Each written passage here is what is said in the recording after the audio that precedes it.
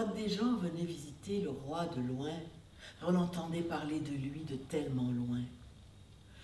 À l'autre bout du monde, on parlait de sa sagesse, de sa grandeur, de la générosité de sa table, de la magnificence de son palais, de toutes ses richesses, mais surtout de cette sagesse qui était en lui. Et il y avait des gens qui venaient de très loin, bien entendu des rois qui venaient, et puis des ambassadeurs, mais aussi des simples particuliers qui venaient rencontrer ce roi. Et chacun, le roi Salomon, les invitait à se promener sur le tapis volant. Et il les emportait au-dessus du monde. Et il les faisait asseoir autour de lui sur son trône qui était grand comme un village, qui avait une esplanade où étaient installés 70 sièges et tout le monde se posait là dans un premier temps. Parce qu'ensuite les gens avaient envie de redescendre dans le tapis, de marcher sur le tapis qui lui-même était porté par les vents. Il y avait des rois imprudents qui allaient jusqu'aux franges pour voir le vide en dessous. Et quand même, on leur demandait de s'allonger. Salomon faisait des gestes au génie qui s'installait comme un filet, qui maillait l'espace dans l'invisible au cas où un imprudent tomberait. Et les rois, quand ils se penchaient comme ça au-dessus du monde, il y en avait qui reconnaissaient leur lieu, qui reconnaissaient leur royaume, et qui se tournaient vers Salomon en disant « Salomon, c'est chez moi, là en dessous !» Et à ce moment-là, Salomon ordonnait de voler en rase-botte. Et quelquefois, le roi pouvait saluer sa femme qui était sur la terrasse. Coucou!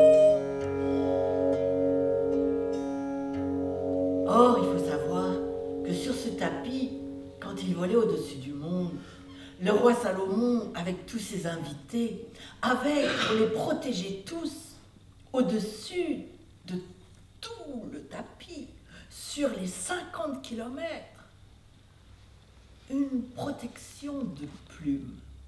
C'étaient tous les oiseaux, amis du roi, qui étaient venus là, de manière spontanée, s'offrir pour le service du roi, pour lui faire de l'ombre, pour son agrément.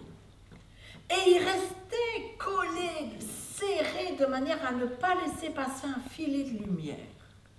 Et quelquefois, ils chantaient des chants, ils chantaient des airs, des pays d'où les gens venaient. Il y avait une ambiance incroyable sur le tapis. Et Salomon, de temps en temps, quand il était seul sur son tapis et qu'il se promenait malgré tout avec, parce qu'il lui arrivait de se promener avec le tapis.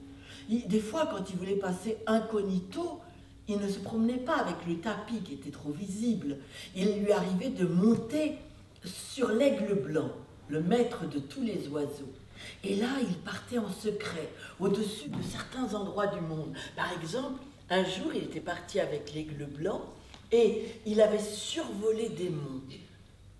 Et là, il avait entendu une voix qui disait « Tu te caches, mais je te vois, Salomon !» Et Salomon avait regardé en dessous et il avait vu des êtres, des anges déchus, enchaînés là dans des fonds de gouffres. Ainsi, Salomon, quand il voyageait seul avec son aigle, connaissait bien des secrets de la terre. Et puis il revenait. Et il s'installait sur le tapis. Et là, un jour donc, il y avait les colombes qui étaient au-dessus de lui, juste autour de sa tête, parce que les colombes sont des animaux de paix, et donc elles étaient là tout autour de sa tête, comme une corolle énorme, et les colombes le regardaient avec amitié, et lui, il les regardait, et il leur a dit, « Dites-moi, colombes, comment se fait-il que vous soyez toujours là, même en période de couvaison? Comment faites-vous pour vos œufs? » Oh, les colombes étaient très touchés. Oh, Elles ont dit, oh c'est gentil, roi Salomon, t'occuper de nos petites inquiétudes, nos petites histoires d'oiseaux. Oh c'est trop mignon. Mais t'inquiète pas, tu n'auras jamais d'œuf cassé sur ta tête. Parce que nous sommes très très bien organisés parmi les oiseaux du dais. Tous ceux qui ont des grandes ailes mettent l'œuf entre leurs ailes. Et puis ils le serrent et ils volent pendant tout ce temps-là, couvant leur œuf comme ça. Tous ceux qui ont un grand bec couvrent l'œuf dans leur bec en soufflant la chaleur dessus. Et ceux qui n'ont ni grande aile ni grand bec, ceux-là vont voir le pélican qui a un énorme jabot. On pose les œufs dedans et lui il les couvre pour tout le monde. Quand tout d'un coup il entend quelque chose, il appelle et il dit « Éclosion! Mère, venez voir! Venez, mère, venez voir !» Et toutes les mères qui ont posé leur œuf se précipitent et lui disent « Ouvre le bec, qu'on voit lequel est né !» Et le pélican ouvre le bec un maximum et les oiseaux s'approchent et regardent et disent « Ouvre plus, ah non, ouvre plus !» Et à un moment donné, tout d'un coup, il y a une mère qui voit et qui dit « C'est le mien.